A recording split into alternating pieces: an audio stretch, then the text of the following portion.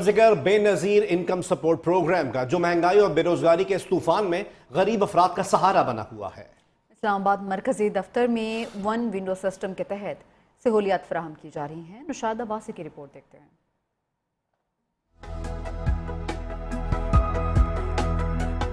بے نظیر income support programme غریب اور بیوہ خواتین کے لیے امید کی کرن۔ شہید بھٹو نے عوامی خدمت بالخصوص خواتین کے لیے جو اقدامات کیے ان سے آج بھی لوگ مستفید ہو رہے ہیں۔ BISP واحد پروگرام ہے جو کئی حکومتیں بدلنے کے باوجود جاری ہے۔ اس کی وجہ میرٹ، شفافیت اور بہتر نظام ہے۔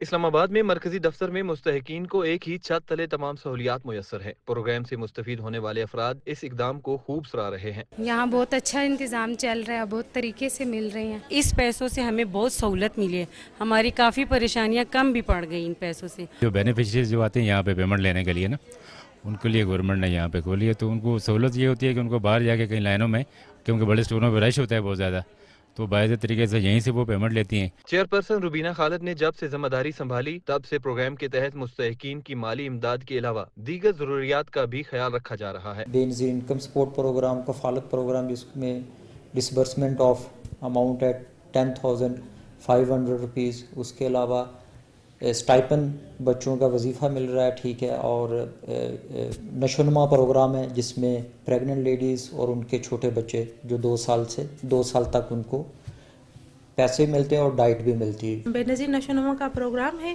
اس میں جو ہے ہم حاملہ اور جو دودھ پلانے والی خواتین ہیں تو ان کو، اور جو 2 سال سے کم عمر کے بچے ہیں تو ان کو ہم لوگ خوراک دیتے ہیں۔ پروگرام کی سربراہ نے حال ہی میں مستحق خواتین اور ان کے خاندانوں کو فنی مہارت کی تربیت فراہم کرنے کا اعلان بھی کیا۔ مثالی پروگرام بے نظیر کے ویژن کو آج بھی زندہ رکھے ہوئے ہے۔